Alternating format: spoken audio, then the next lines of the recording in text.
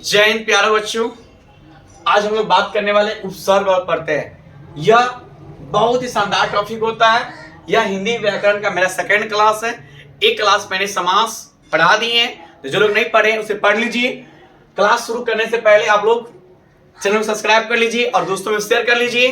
चलिए, हम जानते हैं कि उपसर्ग और प्रत्यय क्या होता है। यह जानने से पहले मुझे जानना होगा कि शब्द क्या होता है। शब्द क्या होता है कि शब्द, यदि आप बचपन से पढ़े होंगे तो पता ही होगा कि शब्द यानी वर्णों के सार्थक मेल को शब्द कहते हैं। यानी हिंदी जो बना है ना, यह वर्ण से बना है और वर्ण से मिल के बना शब्द। तो वही बोला है कि वर्णों के सार्थक मेल को शब्द कहते हैं। तो हम जो पढ़ने वाले हैं उपसर्ग और प्रत्यय, यह शब्द नहीं है बल्कि शब्द का एक टुकड़ा है, शब्द का अंश है। तो इसे बोलते हैं शब्दांश। तो उपसर्ग प्रत्यय है क्या? यह शब्द का एक टुकड़ा है। यह किसी भी शब्द में आगे या पीछे लगकर उसके अर्थ को बदल देता है। कभी पीछे लग जाता है, कभी आगे लग जाता है, लेकिन जो भी शब्द होता है उसके अर्थ में परिवर्तन ला देता है।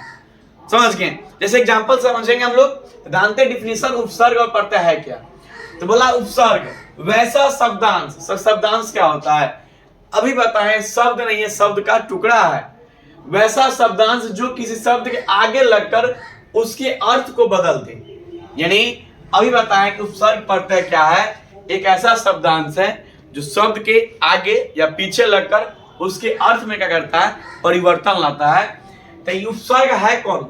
हो सके मन में क्वेश्चन बनता होगा कि सर कौन आगे लगता है, कौन पीछे लगता है। तो उपसर्ग जो होता है वह शब्द के आगे लगता है। यह बहुत ही जरूरी बात है आपको याद करना कि कौन आगे लगता है, कौन पीछे लगता है। तो हम ठीक से बताएंगे कि उपसर्ग जो होता है वह शब्द के आगे लगता है और उसके अर्थ को बदल देता है। कैसे बदलता है सर? देखिए, एक मेरे पास वर्ड था शरण। क्या था? शरण। इसमें मैंने जोड़ा अनु, आगे जोड़ा पीछे जोड़ा, आगे जोड़ा। तो जैसे शरण में अनु जोड़ दिए, एक नया वर्ड बन गया अनुसरण। यानी पूरे अर्थ को ही बदल दिया। योजन, अभी जोड़े क्या हो गया? अभियोजन। इंसाफी, इंसाफी मतलब क्या होता है आप जानते हैं कि न्याय। अच्छा, बे जोड़ दिए, बे पर समझ गया, बे उपसर्ग को क्या बन गया? बेइंसाफी। यानी अर्थ का ही परिवर्तन हो गया पूरा। तो याद कैसे रखेंगे सर? उपसर्ग जो होता है वह शब्द के आगे लगता है और आगे लगकर उसके अर्थ को बदल देता है। प्रत्यय क्या होता है? वैसा शब्दांश जो किसी शब्द के पीछे लगता है। याद करना सर। याद कैसे रहेगा? आगे पीछे आप बोल रहे हैं बार बार। देखो, पौ से प्रत्यय होता है तो पौ से क्या होता है? पीछे भी होता है। तो यदि एक याद हो गया तो एक तो याद हो ही जाएगा कि पौ से प्रत्यय तो पौ से पीछे, जो बच्चा सो आगे लगेगा ही। यह पीछे लगकर क्या करता है? उसके अर्थ को बदल देता है। दोनों का काम सेम है, बस अंतर इतना है कि एक आगे लगता है, एक पीछे लगता है। सर याद कैसे रहेगा? तो पौ से प्रत्यय और पौ से पीछे। समझ रहे हैं बात? पर लॉजिक है, थोड़ा सा आपको समझाने के लिए लॉजिक बनता है लोग, क्योंकि हम लोग हर एक चीज को याद नहीं कर सकते हैं। समझ गए ना? किसी चीज को हम क्या करेंगे, छोटे छोटे बात को हम ब्रेन में ऐसे एडजस्ट करेंगे ताकि वो आसानी से मुझे याद रहे। ठीक? तो पौ से प्रत्यय और पौ से पीछे। समझ रहे हैं बात? तो एक यदि याद है तो एक अपने आप याद बन जाएगा। तो बोला है क्या? ये भी पीछे लगकर उसके अर्थ को बदल देगा। जैसे बूढ़ा और जो पा, क्या बुढ़ापा। ये बूढ़ा एक एज को बताया था, बुढ़ापा पूरा भाव हो गया, यानी अर्थ को ही बदल दिया। बुरा जो आई, बुराई। प्रति जो रहा है, प्रत्यय। भला जो आई, भलाई। यानी देखिए क्या सर, ये तो बहुत आसान टॉपिक है सर। एक आगे लग रहा है, पीछे लग रहा है। हाँ बच्चों, ये बहुत ही आसान टॉपिक होता है, बल्कि समझाने वाला अच्छा हो तो आसान लगेगा ही। ठीक? तो सर यदि रायपुर वाले सर से आप लोग पूरा क्लास कर रहे हो तो आप लोग यदि मेरा क्लास कर रहे हैं अच्छे से तो आप अपने दोस्तों को जरूर शेयर कीजिएगा और रायपुर वाले सर को सपोर्ट जरूर कीजिएगा, क्योंकि आपके लिए ही इतने मेहनत से, इतने देसी अंदाज में आप क्लास लाते हैं, ताकि जो बच्चे को यदि थोड़ा भी हार्ड लग रहा हो, हमसे पढ़ के देखिए, पढ़ाई को इजी बन जाएगा। यानी आप लोग कमजोर नहीं, समझ गए? कोई बच्चा होता है कि सर जी मुझे ये भारी लगता है, ये हार्ड लगता है, ये हार्ड नहीं होता है। ठीक ना?